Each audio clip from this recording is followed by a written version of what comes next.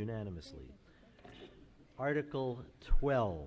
This is the first of 3 petition articles, ladies and gentlemen, that we're going to be having presentations by the sponsors of each article after they are moved and seconded. Mrs. Aslanian. You have to move the printed motion under Article 12. Okay, the printed motion under Article 12 has been moved and seconded. This is a petition article sponsored by Mrs. Aslanian and several other people, I understand, to see if the town will vote to approve a resolution opposing the West Boylston lateral natural gas transmission pipeline in the town of Shrewsbury. Mrs. Aslanian, you've brought invited 2 guests here who are part of the 3 guests part of the petitioning group to speak on behalf of Article 12. Why don't you come up and introduce them, and then those individuals can make their remarks.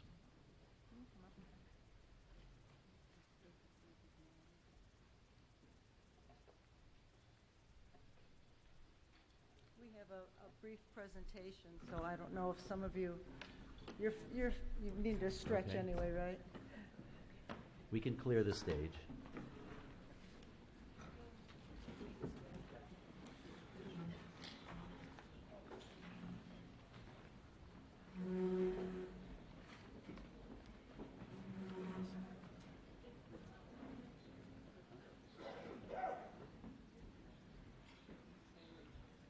Go ahead, John. You can turn it on whenever you're ready.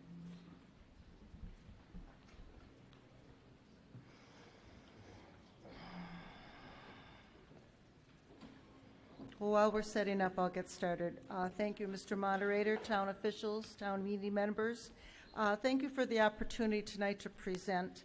Article 12 is the first of 3 citizen petitions you will hear during this town meeting. The right to petition is one of the fundamental freedoms of all Americans and documented in the First Amendment. The petition section of the First Amendment, also commonly referred to as the Petition Clause, states that, and I quote, "People have the right to appeal to government in favor of or against policies that affect them or in which they feel strongly," end quote. This right grants people not only the freedom to stand up and speak against injustices they feel are occurring, but also grants the power to help change those injustices.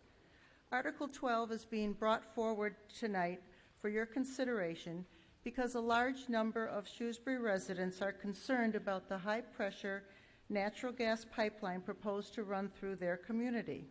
600 residents signed a petition in opposition to the pipeline. Those of you present 2 years ago may remember a similar petition requesting the ban of all pipelines in Massachusetts. That petition was rightly rejected, and the process of education began. As an abutter, I naturally had a piqued interest in the pipeline project. Many questions came to me regarding how my family and my property would be affected. I didn't want this pipeline in my backyard. As the facts became clear, I realized I didn't want this pipeline in anyone's backyard. I needed to join with others in sharing what we had learned in an effort to stop the project from coming through Shrewsbury. Article 12 is specific to Shrewsbury and the effect it would have on our quality of life. Tonight, through a brief presentation, we hope to show you why we should engage in the first steps to taking a proactive stand against the pipeline and as a community go on record opposing this project. I have with me this evening 3 residents, Shrewsbury residents, who I refer to as my experts. Steve and Jenny Fishman and Mr. Henry Bergazzi. Steve and Jenny will give the presentation, and we will all be available after the presentation to answer any questions that you may have. And so without further ado, I'd like to turn the podium over to Steve and Jenny Fishman, and we'll take it up from there. Thank you. Thank you, Mr. Moderator, Board of Selectmen, Finance Committee members, and town meeting members for the opportunity to speak with you tonight. We're going to be discussing the West Boylston Lateral. The West Boylston Lateral is a part of the Access Northeast project. The Access Northeast project runs through New York, Connecticut, Rhode Island, and into Massachusetts. The section we're talking about, the West Boylston lateral, are these 7 communities here, running up from Medway, up through Shrewsbury, Boylston, West Boylston, and connecting with the Worcester Loop. Primarily, we're talking about the 5-mile stretch that runs through the heart of Shrewsbury. It'll be running along from south to north, following the National Grid right-of-way. To be clear, the West Boylston lateral is not for electrical power generation. It is strictly for residential and commercial retail customers. The project is owned by Spectra, or was started by Spectra, which owned Algonquin Gas. They originally proposed the project. In February 2017, Spectra merged with Enbridge, making the company, according to its shareholder report, the largest energy infrastructure in North America, with $126 billion in enterprise value. In terms of benefits to the community, they're fairly limited. There'll be approximately $25,000 in estimated tax revenue to the town, which is only about 0.2% of the fiscal year 2017 budget. It'll also give Eversource the ability to increase its customers sometime in the future. There's currently no limitation on their adding new customers. The impact to Shrewsbury homeowners, in particular the ones that abut or are close, they will be facing potential property value devaluations as much as 5 to 30% because of the stigma attached to proximity to a gas pipeline. Resale difficulties can occur. There are property use restrictions due to easements, and the owners are still responsible for property taxes on the land under the or above the easement. The primary risk to the community is its location. It will be running through or under Newton, Old Mill, and Flint ponds. It'll be running through the Shrewsbury Aquifer Protection Overlay. It'll be running in very close proximity to the Shrewsbury High School, GLC preschool, St. John's athletic fields, and densely populated urban areas, and running underneath vital transportation infrastructure of I-290, routes 9, 20, and Main Street.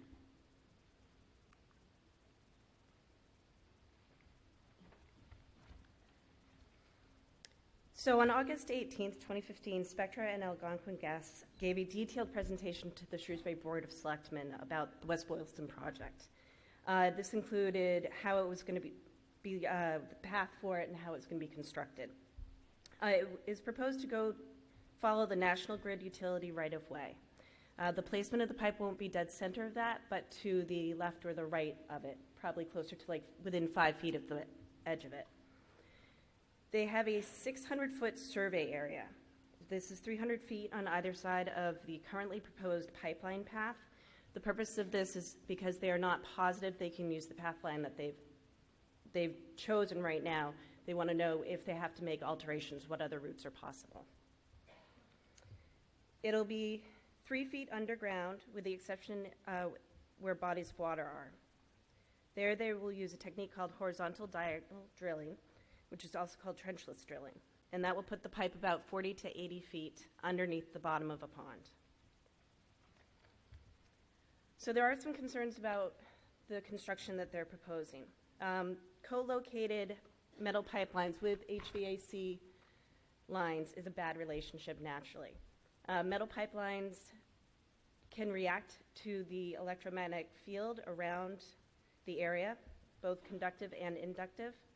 They do put a protective coating over the pipe, but this is limited. During electrical faults, such as when there might be an electrical storm at a substation, this can actually cause it to fail.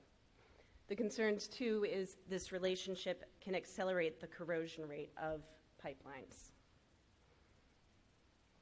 The horizontal directional drilling is the technique that they're going to use for the bodies of water.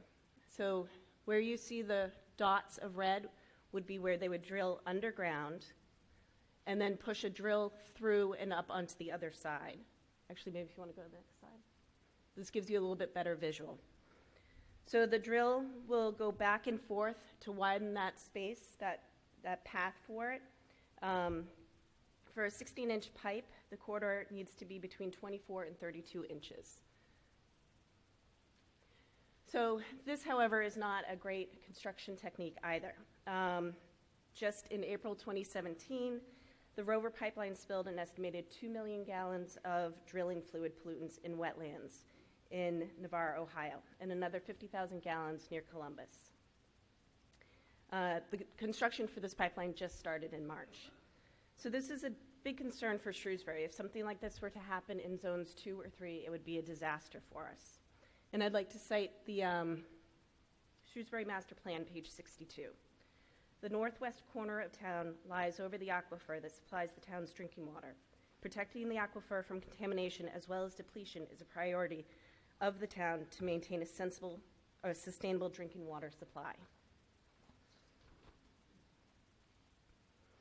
So a little bit about what they call the blast zone and evacuation zone.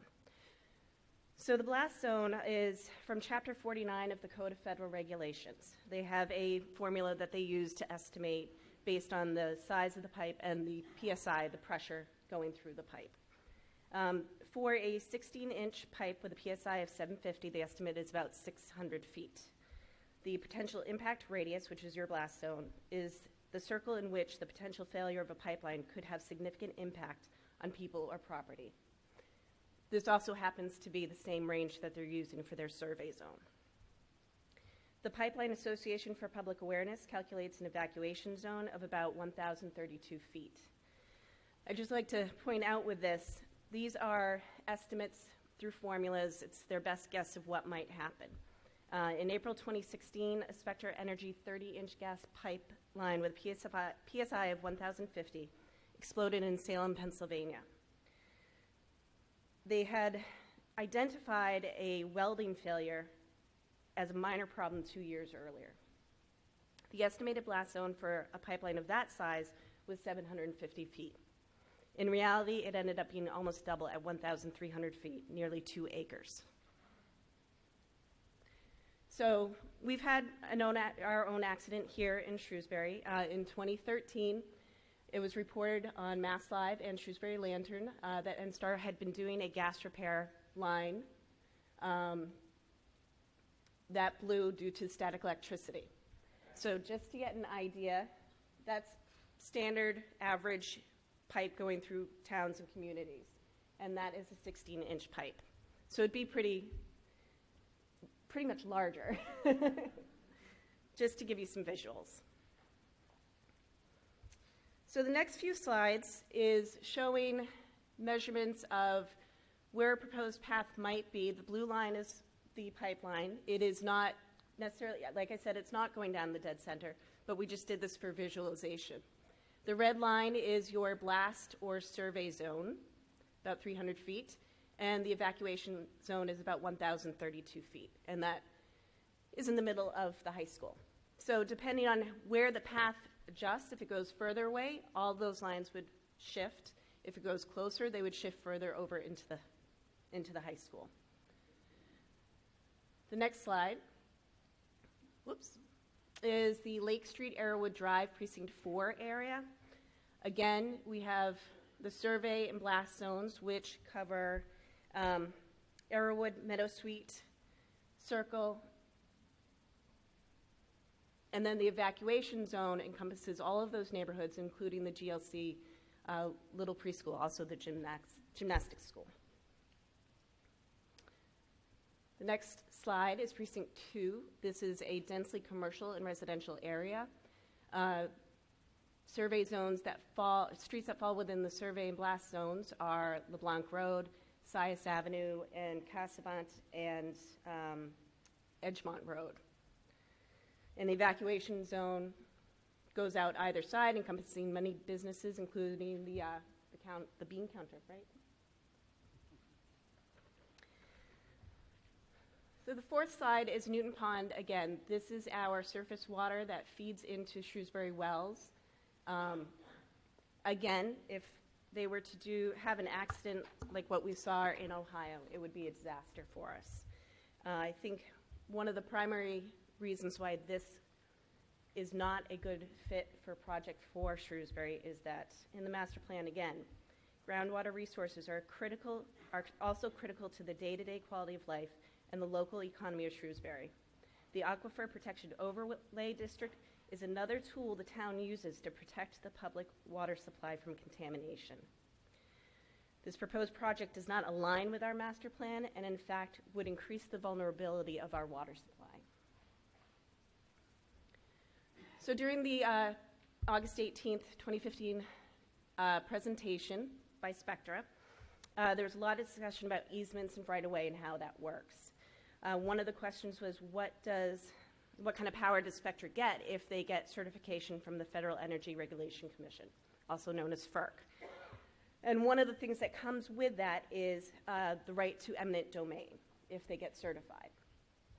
There was further questions about, Selectman Kane said, I don't want to start this conversation believing that we're in the middle of the right-of-way and then 2.5 years from now and find out that some portion we're actually outside of the right-of-way. John Bosnell, who's the attorney for Spectra, responded, and that very well may be the case. Typically what we try to do is an ideal solution. In an ideal situation, it would be right in the middle. The next option would be 5 feet within the existing electrical transmission right-of-way corridor, and then have 20 feet of new easement that would be Algonquin's easement. So that means the edge of the national grid right-of-way, it would be another 15 feet into somebody's backyard.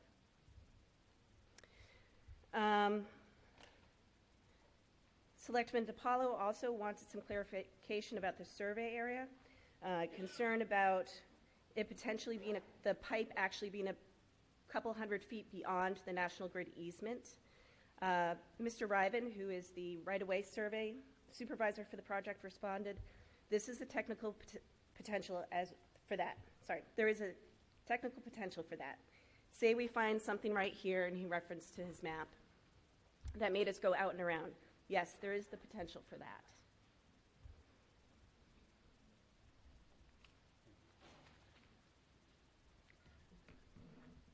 Several people on the Board of Selectmen and Finance Committee questioned why we need to address this pipeline, that it's a hypothetical or that the project is dead. The project is not dead. It has only been suspended. There's an article in the Worcester Telegram in January of 2017 in which Spectra's Director of Stakeholder Outreach was quoted saying that they still need the need for the pipeline. On February 2nd, 2017, an article in Natural Gas Intelligence, which is an industry website, is quoted, Spectra isn't giving up. And in a letter dated March 10th to the Shrewsbury Town Manager from John Sheridan, Director of Government Affairs for Enbridge, he reinforced that Spectra's position is to pursue the project. So it is not dead. This is an active project. The only thing stopping it right now is financing. Their primary goal was to have pass the cost onto the consumer, but Massachusetts law does not allow them to pass the cost on to electrical customers. Now they're pursuing passing it on to gas customers. Kinder Morgan had an almost identical project. It was a 14.5-mile pipeline running up through central Massachusetts. It was called the Worcester Lateral.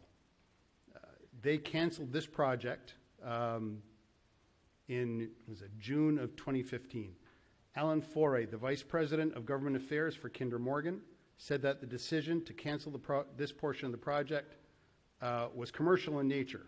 Speaking with reporters in Boston by their Beacon Hill offices, Foray said that the distribution companies that would be supplied by that stretch of pipeline did not see the need for it. He went on to say that there's just not enough demand for natural gas in this section of Massachusetts to require the substantial investment. So Kinder Morgan did not see the need for this pipeline if they were going to be the ones that had to pay for it.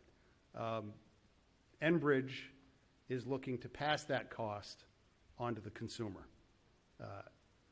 They canceled the pipeline 2 months before Spectra announced their plans for this pipeline. We reached out to the Board of Selectmen and Town Manager and Enbridge for any substantiating data citing a need for this pipeline.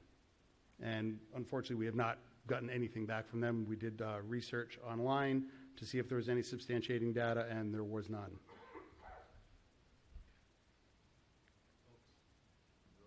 Time? Your agreed time. I Okay. want to open it up for questions. You'll have the opportunity to make more comments in response to questions from town meeting members, okay? Thank you. Thank you.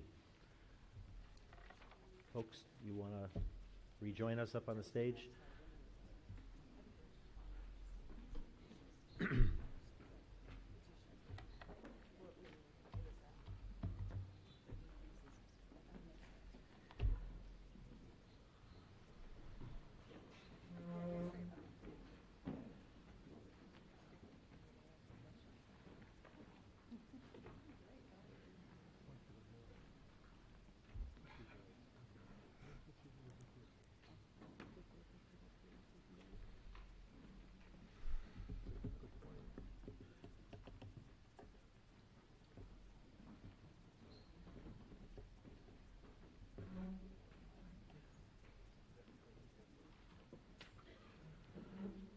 Mrs. O'Connor, does the Finance Committee have a recommendation on Article 12?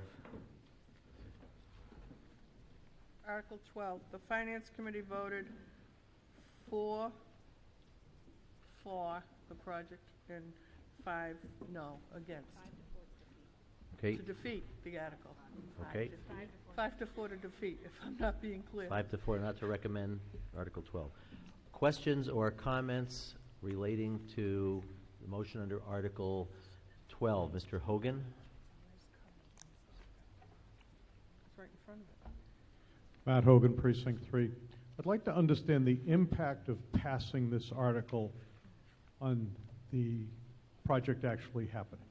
Specifically, what I mean is, if these people choose to invest in this article, what impact does our vote have, other than possibly being simply a ceremonial vote in opposition?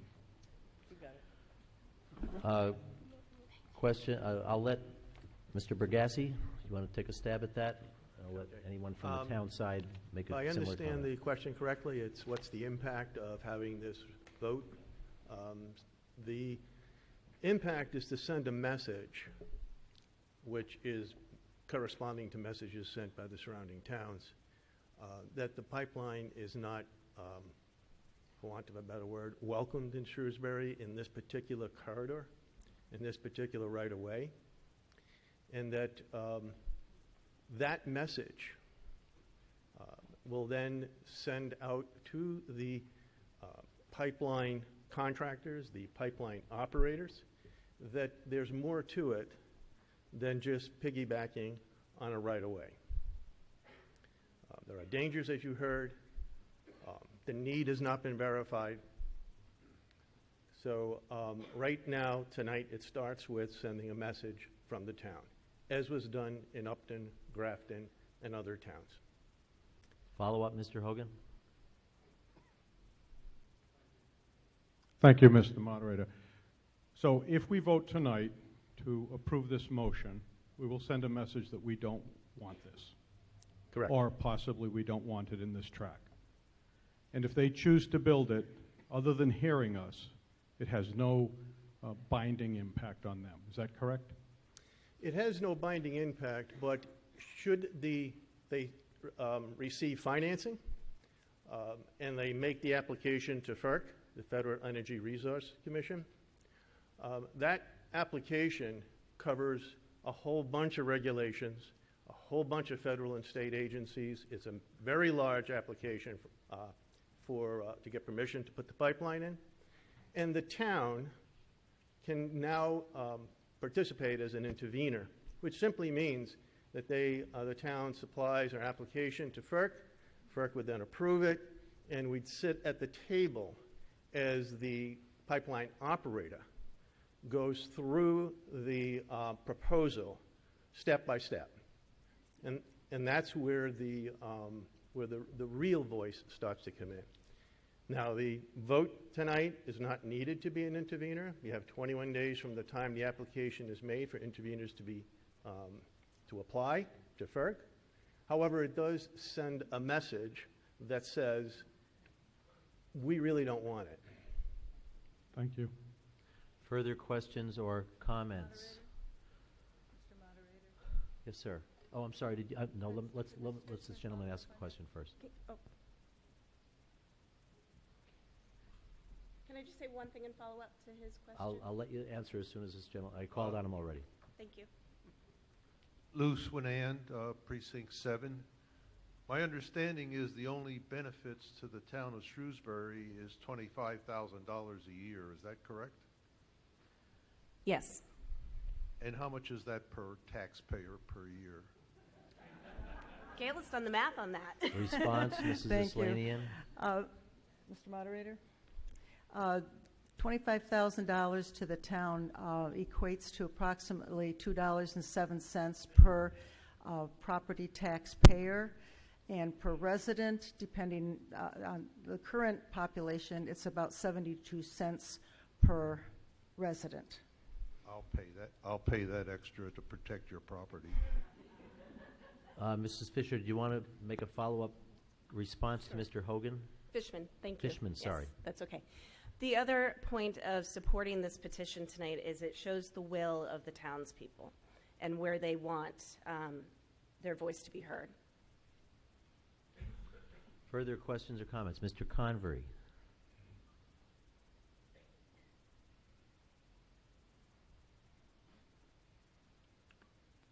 Thank you, Mr. Moderator. Pat Convery, Precinct 10. Would the proponents consider amending the article to include instructing the Board of Selectmen to intervene in the FERC process? To do something concrete? Response, Mrs. Aslanian? Yes. Well, at this point, I don't think we'd want to amend this petition, but that is something that we can do even without this petition being passed. Rescinding any permission to do survey work or becoming an intervener is something that we can participate in as soon as whenever we wanted to. But I don't think we would want to amend this. We want to keep this as specific as possible. We've outlined what we are proposing, and I think we would stick to it right now. Of course, you have that. You want us to amend it? Pat, hang on a second. No microphone, no question. Okay, Well, further follow up on that. If you were to There was no follow-up. If you were to pass this resolution, that would put us in a position where we could sit down with the town officials and negotiate all of that. Mrs. Pereira?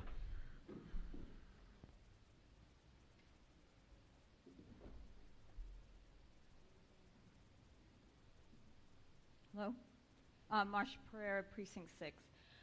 I want to say that I'm outside of this great group of citizens that is opposing the pipeline, and I've opposed this pipeline and all of that goes with it because I have a child who's working actively against it as part of her career and on the state. And I'm very proud of her. She brought the vote, the materials to the State House and received a rescinding, taking away our money for us to have the pipeline paid by our taxes. And I asked her, because I was fortunate enough to be in Grafton when unbelievable number of people showed up for their town meeting and voted a very similar resolution. I mean, they had never had over 650 people in their room, and everyone voted. Just a handful of people opposed to this. So I then had the misfortune of sitting in on the selectmen's meeting and listening to them talk last week, and I was a little bit turned for some of the things that I heard. This is a very active project as far as Spectra is concerned. If you get in on an analyst call, you'll find out that they are confidently saying this pipeline will be built. The Natural Gas Association is working with them to publish all of these great You Love Natural Gas advertisements in the area in Central Mass, and we don't need that additional line. Actually, the line that's going through is not even going to empty any gas into our region. It's not going to help any of our households. It's not going to do anything for any of us, but maybe 72 cents. The other thing is that she also emailed me, this is why I'm reading this to you, is the governor is supporting the pipeline, according to their group, as well as some House leadership. And it's possible that they could overturn that SJC, Supreme Judicial Court ruling, that we wouldn't have to pay for it. I'd like Shrewsbury to stand up against that, against the pipeline for all the health reasons, against the pipeline for all of the security reasons, and against the pipeline because it's really not going to do me or you any good and will ultimately cost us money, because I am sure my gas bill will go up more than 72 cents a year. Thank you. Further questions or comments? Mr. Brunel.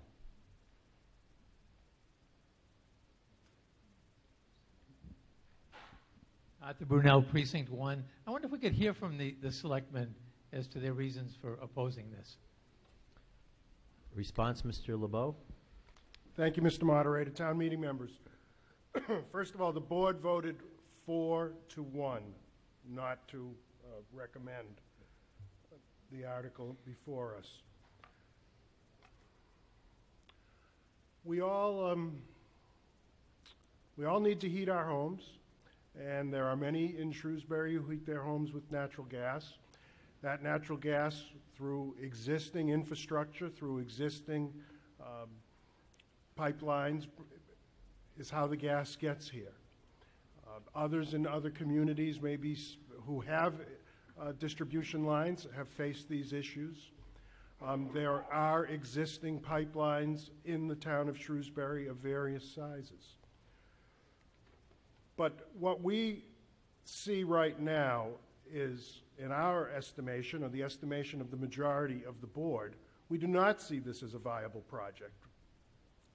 Regardless of what the proponents say, we differ on that. We see a project that is now at best hypothetical. The funding source has been denied to it. They have not seemed willing to totally admit that fact, but I think observers can see that the project has no funding associated with it. So with that, we see it as hypothetical. If it's hypothetical, it's very difficult for us to evaluate the true facts of the matter of exactly what is going to happen, how it's going to happen, what's going to be proposed. Without sufficient understanding, because we don't believe there is a project to gain sufficient understanding from, that puts us in the position to make a decision based on a gut reaction. I know we all make gut reactions every day, and as humans we all do that. But as a board of selectmen, I don't think the town is well served by the Board of Selectmen making decisions based on a gut reaction. So a majority of the board has determined and voted not to recommend this article to you. Further questions or comments? Mr. Stilla?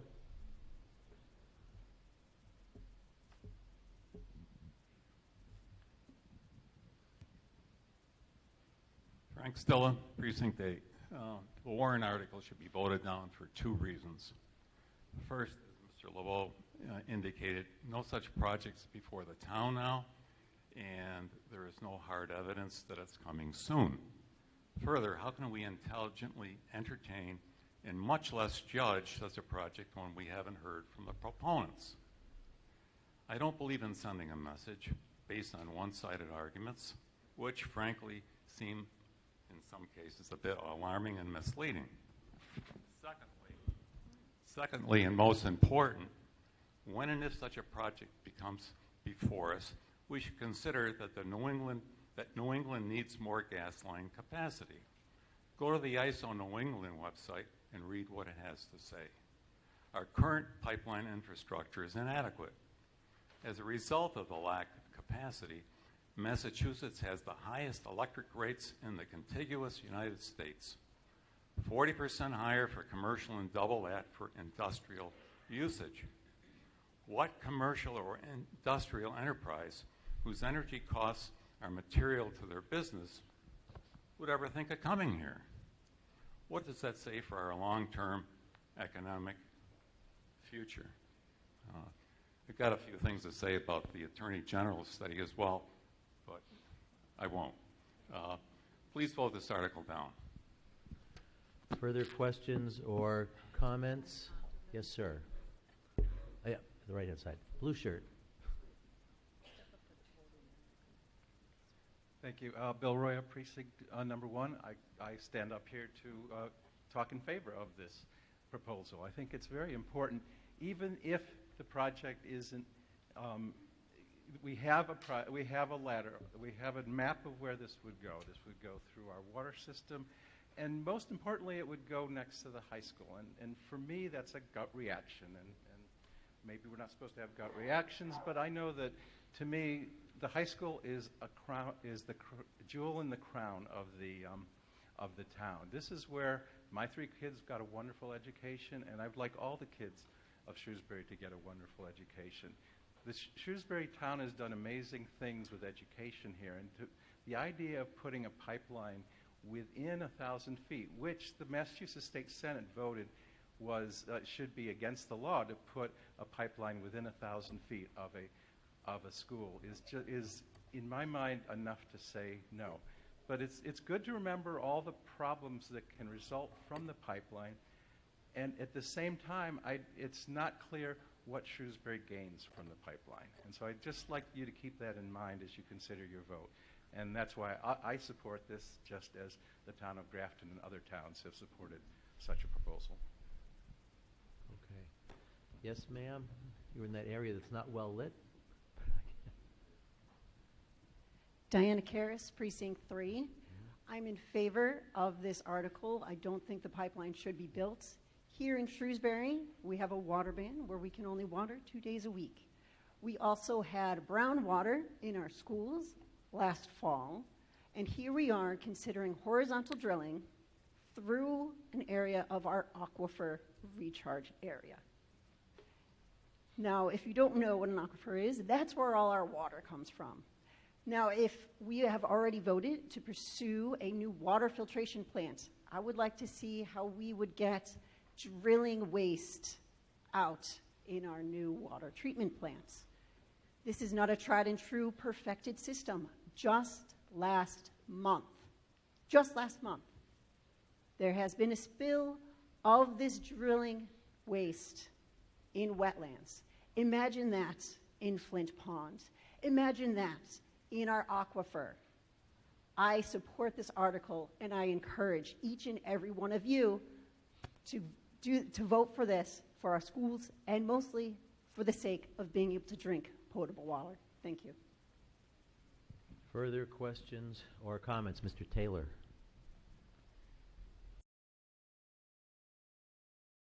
Excuse me. Is close enough? Yep. Haven't used one of these recently. I'm Alan Taylor in Precinct 4. A little background. The old timers here will probably remember the days when all of our gas was manufactured. For Worcester, it was at the Worcester plant, which has now been torn down in the early 1950s. It became a Wyman Gordon facility just off Kelly Square. Manufactured gas was stored above ground in large circular tanks, about 3 stories high, and was distributed through a pipeline system throughout the city and to adjoining communities where the population density made it economically a good thing to do. The same situation existed in almost all major U.S. cities throughout the United States and in many other countries. It was methane gas, essentially the same as natural gas, but not quite as didn't have as many methane in that form did not have as many BTUs as natural gas does. Sometime it was called water gas. It was manufactured in these plants by the controlled, incomplete combustion of coal, and in some cases coke, a product that is made from coal. These plants did pollute, but far less than the collective total of the homes that burned coal or oil in their inefficient furnaces. The availability of low-cost natural gas, which came to New England through pipelines from the Southwest, caused these sites to close. Natural gas pipeline systems in the U.S. have now increased to over 300,000 miles, with over 22% of the United States energy requirements being served by natural gas. The New England states, however, have fallen behind in pipeline infrastructure. A key factor in our now having an inadequate supply of gas, in a way, is a good thing. It is the direct result of tremendous environmental success, a very tremendous environmental success story. Electricity deregulation laws put in place in the late 1990s were designed to replace coal and oil-fired power stations with much cleaner, much less polluting natural gas burning plants. Accordingly, electricity generation in New England by gas energy increased from approximately 20% in the late 1990s to today's over 50%. Additionally, there has been an increase in over 30% in the number of homes heated by natural gas instead of oil, meaning that more than half of Massachusetts' homes are now heated by natural gas. Thousands more want to convert, but cannot because of inadequate pipeline infrastructure. One of those who couldn't get the gas when they built a new home was me. Couldn't get it. They wouldn't even consider supplying it. The state now faces electricity shortages for heating. During the colder winter days and on the hot summer days for air conditioning. Selco has been able to tenor this situation for us with a combination of excellent management of our being in the electricity business and with their advanced thinking on our constructing a peak shaving generation plant. The upcoming shutdown of the Pilgrim nuclear power plant will make the supply all the more precarious. The gas coming through the pipeline is not for export, as was broadcast in Grafton, and which I'm sure influenced some of the no votes. The pipeline proposed for our existing easement is through the high power transmission line, is for the use in the communities served. Shrewsbury will benefit from this gas, as will Grafton and the 8 or 9 other towns involved. Data supplied to the Federal Energy Regulatory Commission clearly states this. It is to serve a public necessity, and they are bound to it. Docket number PF 1000 can be obtained from www.ferc.gov.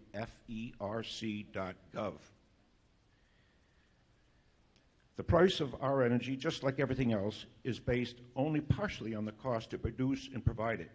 It's also heavily based on supply and demand. Our demands are growing and our supply is constrained. Massachusetts is the highest, as you've heard a minute ago, it is the most expensive energy market in the United States.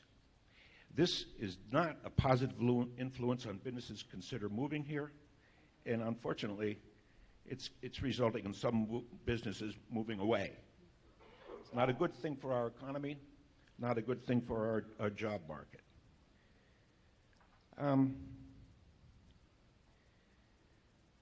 Let me summarize here.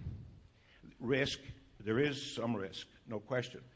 Algonquin has an excellent record. Contrary to some of the other pipeline companies, Algonquin, who put in some of the initial pipeline back in the 1950s, is an excellent company. They police what they do extremely closely, and I think some of the fears we've heard tonight have not occurred with Algonquin. Hydroelectricity will become a much larger contributor to our needs.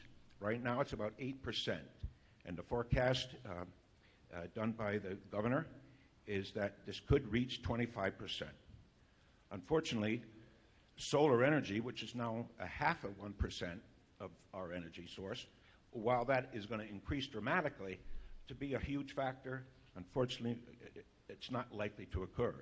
And neither will wind. It's now 2%, and if it increases by a factor of 5, first of all, where are all those wind farms going to go? That means it's be 10% of our energy. We need more gas availability through our pipeline system, and I am very much in favor of opposing this proposal. Please vote no. Further questions or comments? Mr. Moderator? Oh, you want to respond to that, Mr. Fishman? Yeah, I just want to underscore that this pipeline has nothing to do with electrical generation. The Northeast Access does, but the Worcester Lateral does not. And Worcester Lateral, again, is strictly for residential and commercial retail use. Mrs. Deering.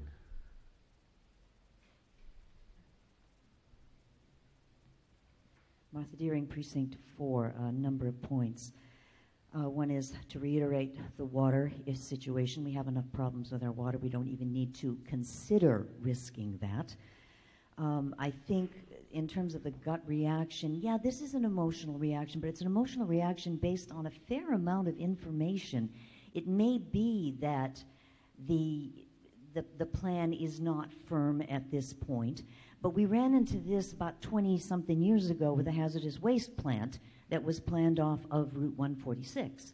I'm sorry, off Route 140, where we got together a whole bunch of folks and said, okay, so the town can't really do this because the state won't let us, but we did it anyway. And that led to the formation of the Hazardous Waste Subcommittee. We got some new bylaws in place, and we really did put it on the line to this company that this was something that was not welcomed in this community. Yes, Mr. Polito then stepped forward and did some more checking, and financially that company wasn't terribly viable, but we made it very, very clear, and this is a proactive stance as far as I'm concerned. You know, this is not something that's going to discourage business coming in, and what I'm hearing from some of the opponents of the bill is that we're talking about a short-term benefit for a very long-term cost, and potentially a very, very high cost for this community. The other thing that I think is really important to understand is where a lot of this gas is now coming from. A lot of the gas in this country is now coming from fracking, which is creating all kinds of problems for other communities, and we're supposed to benefit from their cost? I got a whole bunch of problems with this. If we make it clear that this is not welcome here, it also sends a message to that particular company that there's a lot of customers who are not going to buy their gas. Further questions or comments? Yes, ma'am. Yep, in the brown jacket. Hi, Erin Howard, Precinct 1. It seems to me I wanted to address Mr. LeBeau's comments about the selectmen's reasons for voting against it. So he had talked about it being a gut reaction and that it wasn't necessary for because the project is dead.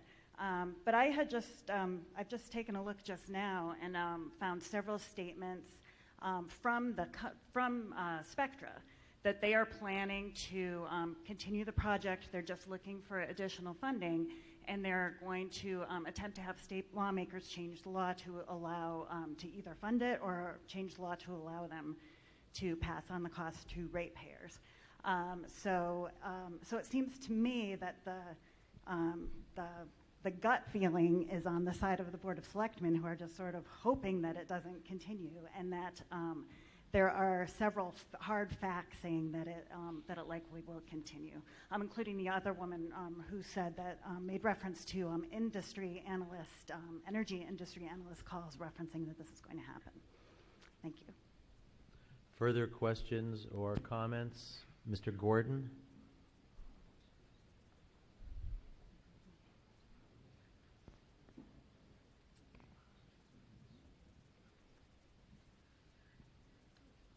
Mr. Moderator, Melvin Gordon, now Precinct 2. I am not going to move the question. Deanne, Is I that have because you're counted- now in precinct 2? What? I have counted to 10 5 or 6 times. I've only heard 2 people speak intelligently about this project. And I hate to say it, but 2 of them were in favor of it. The people who are against the project, I don't think they know what they're talking about, but that's a personal opinion. And I don't know if any of our engineers, and I did see the last woman in the lobby when I came in, and she was carrying signs saying, "Stop the pipeline." Pipelines now are a way of life. We're not going to have any industry in Massachusetts unless we learn to live with them and we learn to live with other items. The gas company is a lousy neighbor, but that shouldn't stop us from doing the right thing. I listened to the news today. They're giving him a raise that is unjustified and piggish, for lack of a better word. But that doesn't mean we should turn off this pipeline automatically. I wish you'd reconsider the pipeline and vote for or against it based on reasonable reasons and not somebody's fear and their daughter's fear. My daughter's going to law school, but I don't listen to her yet. And I just think we're making a mistake by not getting professional opinions on this. And I haven't heard a professional yet. Thank you for listening to me. Further questions or comments? Let's see. Mr. Ryan. May surprise some people. I'm actually for. Introduce yourself, please. I'm sorry, Chris.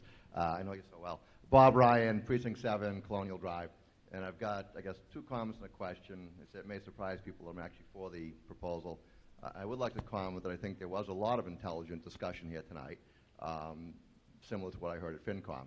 So the picture shown tonight of the local fire explosion was discussed at FinCom, and I don't think it was handled properly. The explosion was on my street a few years ago, Colonial Drive, right down from my house, and it had a huge fireball, probably 40 feet, took out all the telephone lines, cable lines, and that whole end of the neighborhood was out to power and cable and all for a day or 2. All the news crews were in my front of my house. The misstatement at FinCom was there was a gas leak the day before. For whatever reason, the gas company came by, smelled it, we'll be back tomorrow, came by and blew up the place. So that's what happened.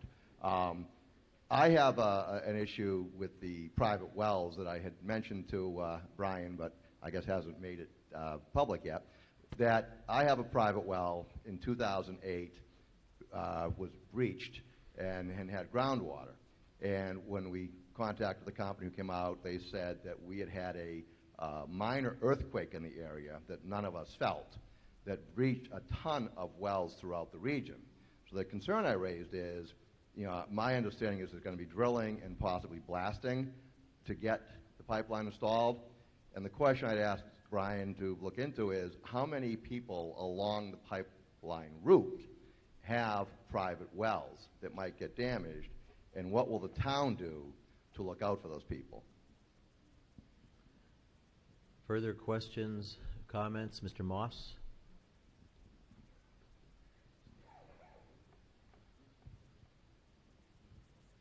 Brian Moss, Precinct 8. So first I wanted to thank the citizens that have petitioned on this. They've spent countless hours researching and planning and bringing you all of the detailed information. I think what their presentation showed is that they were prepared and they have detailed supporting evidence for the claims that they have for the risks of the town. Examples, it's going through our aquifer, they're going to drill through our aquifer. That's a risk to our town. It's going to go by the high school. That's a risk to our town. I just had a question for the Board of Selectmen that voted not to recommend the article. I heard you claim that we needed the gas. Can you provide supporting evidence to that? Response, Mr. LeBeau? Mr. Moss, I mean, I don't want to be disagreeable, but I didn't say that the town would benefit from the gas necessarily from this pipeline. So are you saying that I said that, or did one of my colleagues say that?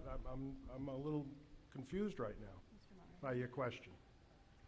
Mrs. Miller, do you want to add to that? I don't know if Mr. Moss is referring to the discussion we had during the Board of Selectmen meeting. I know when I made my comments were that I believe that this group has rejected the premise that has been made by the proponents that there is a need for natural gas to be brought into the region. I think Mr. Taylor and some others here have cited some of those facts. So I start with that premise that I believe that there is a need. And from my perspective, when this project began, I was committed to evaluating it, to hearing the arguments on both sides. And that's the process that began. And then the process stopped when the Supreme Judicial Court ruled to remove the funding mechanism. And so, again, from my perspective, I'm looking at it as that is when the project stopped. My major concern now is that we are voting on a referendum, although it's not binding. This body is debating, and to your point, the opponents or the proponents of this article have had the opportunity to make their case. But because there is no project before us at this point in time, we are not hearing all perspectives from all sides. So that's not to say that if a project were to continue, if that had gone along the timeline and the process that was proposed, that I may or may not have been supporting that project. My perspective now is that we're being asked to make decisions, and it was, I believe, Mr. LeBeau's point in using the word gut, on information that I do not feel is giving us the entire perspective to make what could be a very important decision here affecting gas coming into our community, rates that people pay. I'm not sure how you heat your home. I suspect it might be via gas. I think that we are not doing the residents and the ratepayers and the taxpayers a responsible decision when we aren't debating a project before us with all the information from all sides. That was what I was saying when I said I was starting with the premise that, yes, there was a need for additional resources in the region. Further questions? Follow-up? I'm sorry? Follow-up? You have a follow-up? Go ahead. Yeah. So when I sent an email to the selectmen and the town manager asking if to provide any supporting evidence of a need for natural gas, it was referenced the meeting that was here a year and a half ago in November of 2000. The meetings a year and a half or 2 years ago where the Eversource representative that was here made a statement to say that there would be a natural gas moratorium starting in the year 2020, which is 3 years from now. When we asked if they had any evidence to back up that claim, they never responded. So we have a response from the town saying the only supporting evidence is a gas moratorium in 2020, which they could not provide any evidence for.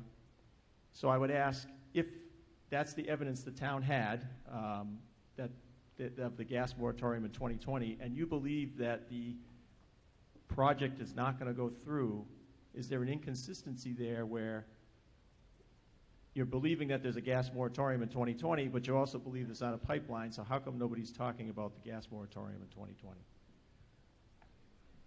Response, Mrs. Miller? Do you want me to take? Sure. I'll just respond from my perspective. Others can respond from their perspective. I took the information that we had at the time when the project began. I see Mr. Hale here. I wonder if Mr. Hale would be willing to speak about the impact and the effect it will have on electric rates. I think there's a broader perspective. You're citing one instance. I will refer to the town manager because I was not privy to your communication. But again, for the information that we were presented at the time, I clearly made a determination and started with the premise that, yes, there is a need. because it's greater than just bringing gas. It affects electric rates, it affects utilities. Again, I think other people in this room have cited many examples of the benefit and the impact to our region. But I don't know if we can. Mr. Moderator? I'd like to have Mr. Hale speak. Mr. Hale, do you want to follow up on Mrs. Miller's comment? Michael Hale, General Manager at Selco. And I think I spoke on behalf of the Selco Commission when this issue was addressed a year or two ago before this very body.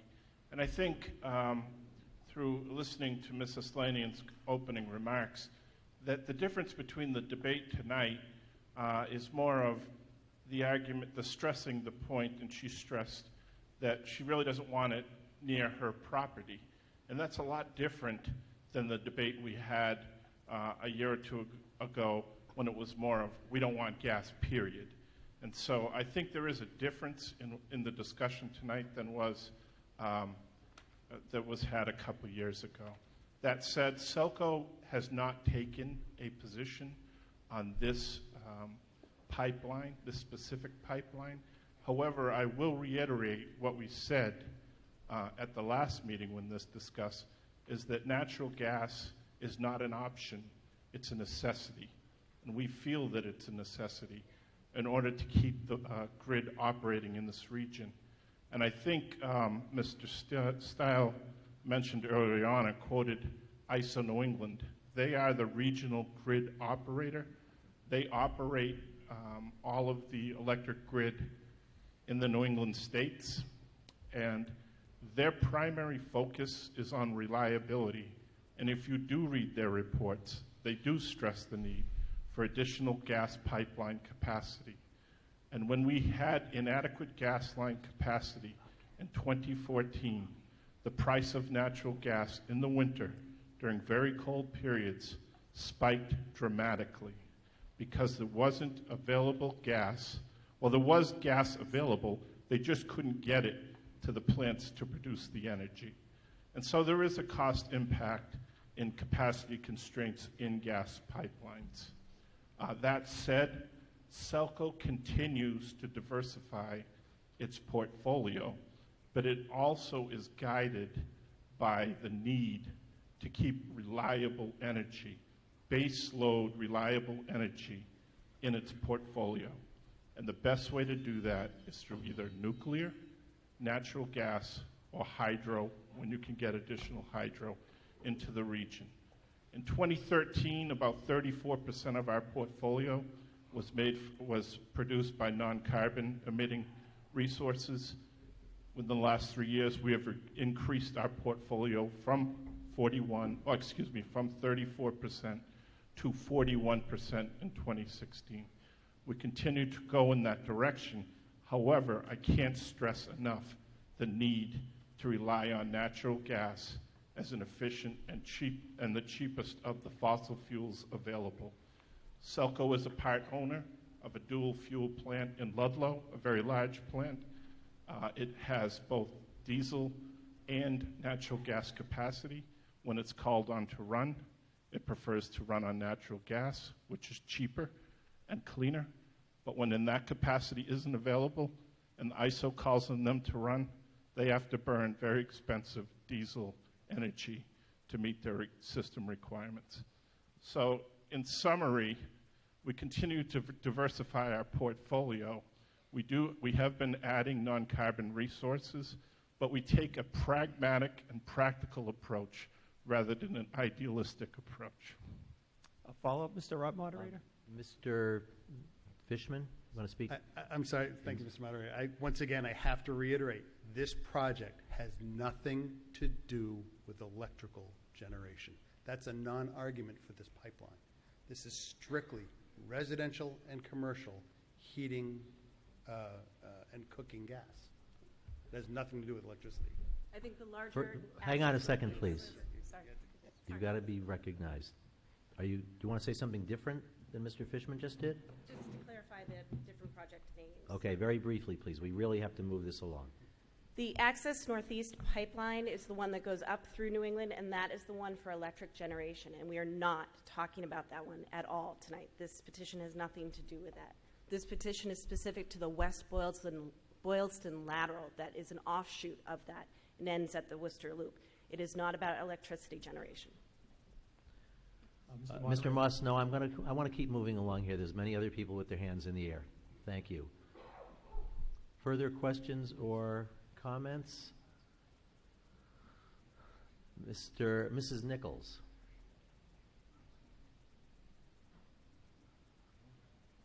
Dina Nichols, Precinct 7. While I appreciate the environmental, I'm very, very sensitive to the water contamination, et cetera, and the challenges of having a pipeline near the high school, the potential dangers that could exist if, in fact, that's to be founded to be true. What makes me most uncomfortable tonight is making a decision without hearing the other side. If in fact somebody mentioned tonight that the governor supports a pipeline, is it the Northeast Pipeline? Is it the one that's going through West Boylston? I don't know. And I know that this is just basically the town stating an opinion, but I truly feel like I would feel much more comfortable as a voting member, as a town meeting member representing my area, if I made a decision based on hearing both sides. And the second thing I'd like to ask would be, though, if in fact we continued forward and this did not pass this evening, would there be other opportunities once more information, and were something to evolve in terms of the pipeline? And I don't doubt your facts when you say that it could happen. Would there be other opportunities to work towards protecting the water sources, to protecting not so much where it goes, but any sort of other mechanisms allowed to help us make sure that it doesn't have significantly adverse impact on the community? Thank you. Response, Mrs. Aslanian? Well, to your first point, as far as whether the energy company was, to my understanding, they were invited to present at the Board of Selectmen meeting and declined. I'm not aware if they were invited tonight. That wasn't our purview to ask them. As far as working for conservation, Mr. Bergazzi might be able to address that a little bit closer. Do you mind? Thank you. Mr. Bergazzi. Thank you. With regards to the other alternatives, first of all, as I'm hearing the discussion here, the state of Massachusetts, the governor's office, through the Secretary of Environment and Energy, has initiated a number of initiatives that involve things like energy storage, the green communities, which I understand, I think we're going to be talking about it soon at different meetings in town. And then there's also an initiative out there for emergency needs of energy.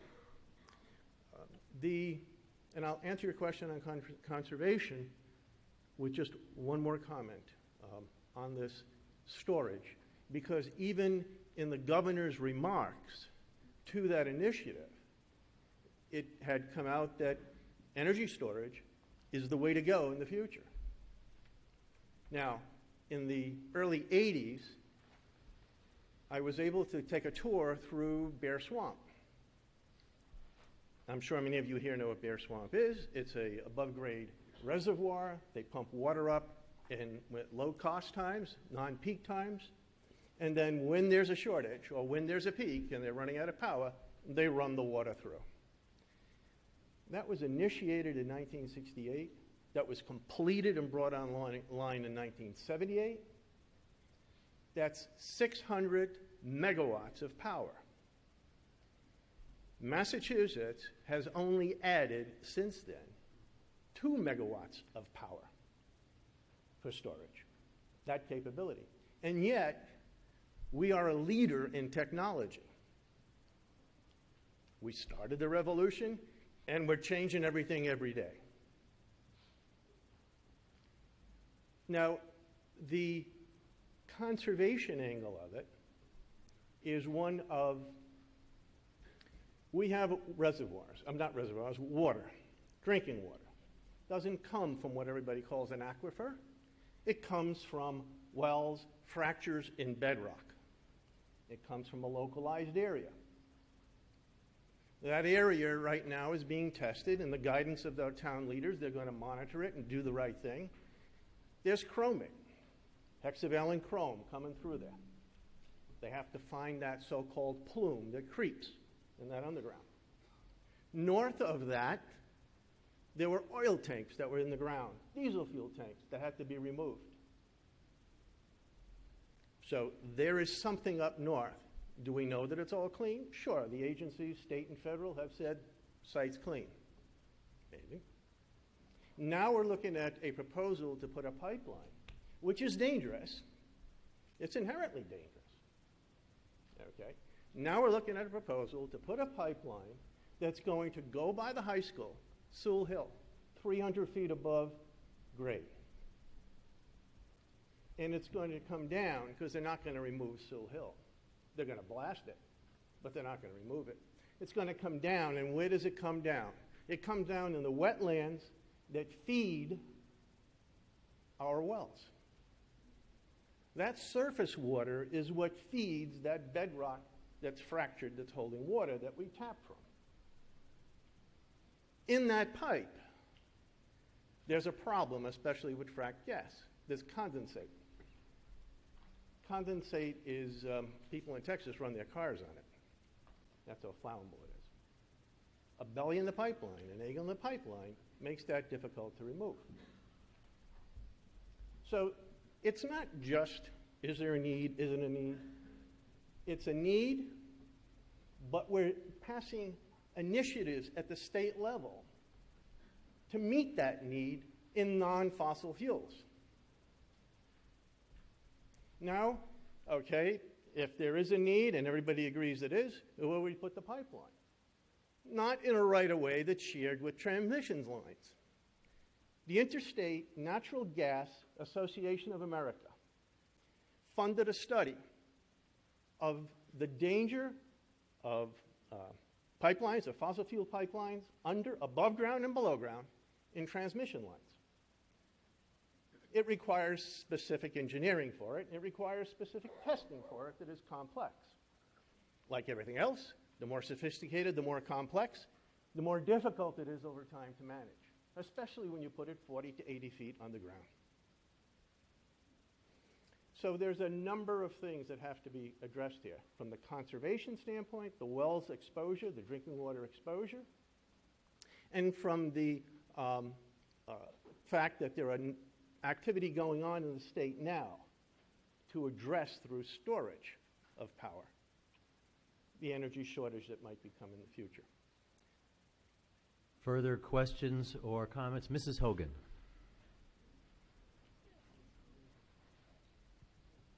Laurie Hogan, Precinct 3. I move the question. Okay, a motion for the previous question has been made and seconded. This is a motion to end debate on the article before us. The motion is not debatable and must be voted on immediately. Just to remind you folks, a vote in favor of this motion is a vote to end debate on the discussion of Article 12 and to proceed to an immediate vote on the motion under Article 12. A no vote is a vote to continue the discussion of Article 12. This motion requires a 2/3 vote to pass. We're going to proceed according to our town meeting bylaw and try a voice vote first. If there's any doubt in my mind as to the sufficiency of the vote, then we will immediately proceed to a standing vote. Please speak in your normal tone of voice when you vote. Raising your voice will only increase the chance of my being in doubt of whether or not we have a sufficient vote. And then we'll have to call for a standing vote. Would all those in favor of the motion to end debate on Article 12 please signify by saying aye? Aye. All those opposed, please signify by saying no. Well, I'm going to call for a standing vote. That seems close to me.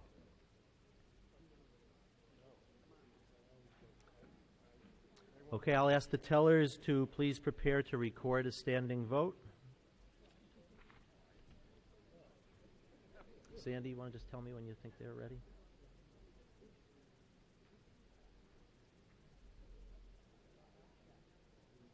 Okay. Okay, folks, please keep quiet while we take this vote. Would all those in favor of the motion to end debate on Article 12 please signify by standing and remain standing until I ask you to be seated.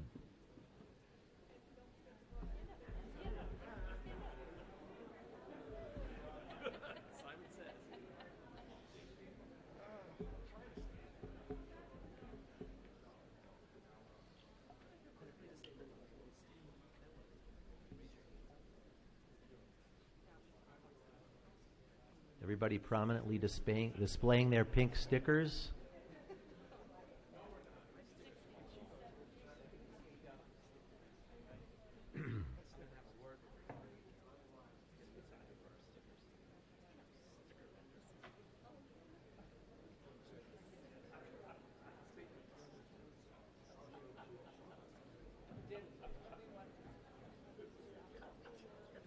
$55. 55. 20. 38. 43.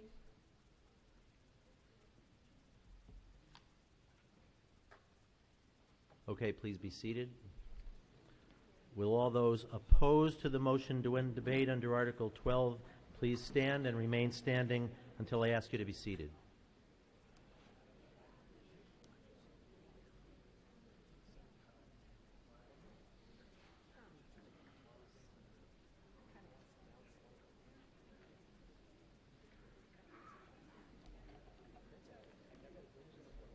Two.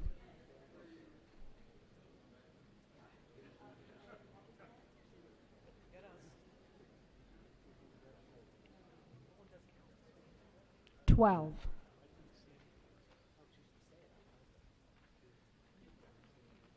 15. 7.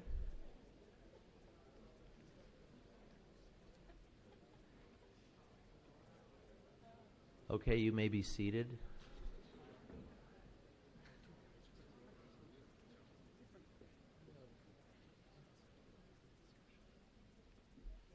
Okay, the votes are in favor of ending debate are yes 166, no 39. The motion passes. We will now proceed to an immediate vote on the motion under Article 12. This motion requires a majority vote to pass. Will all those in favor of the printed motion under Article 12 please signify by saying aye? Aye. All those opposed, please signify by saying no. No. And the motion is defeated.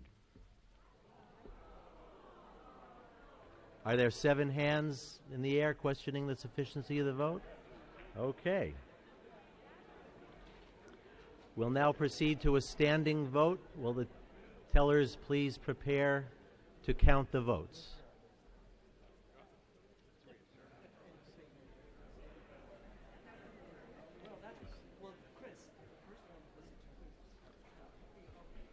Folks, please remain quiet.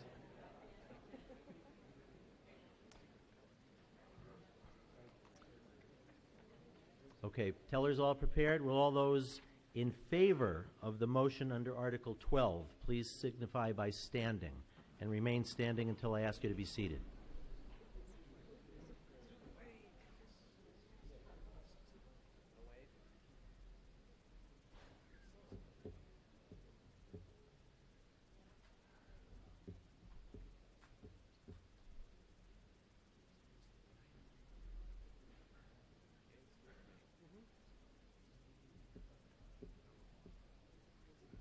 $16.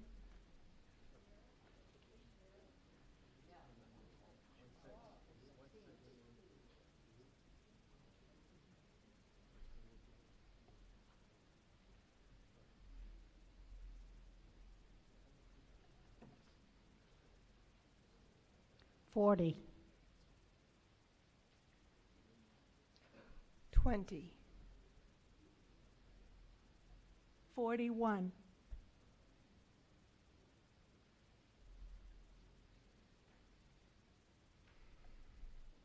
the state. Okay, please be seated. Would all those opposed to the motion under Article 12 please stand and remain standing until I ask you to be seated.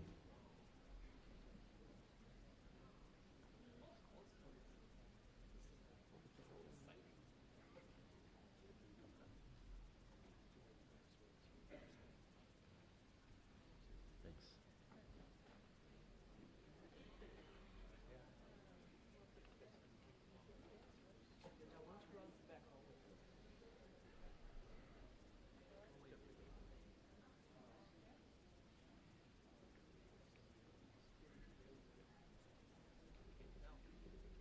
Twenty-six. 24. 7. 24.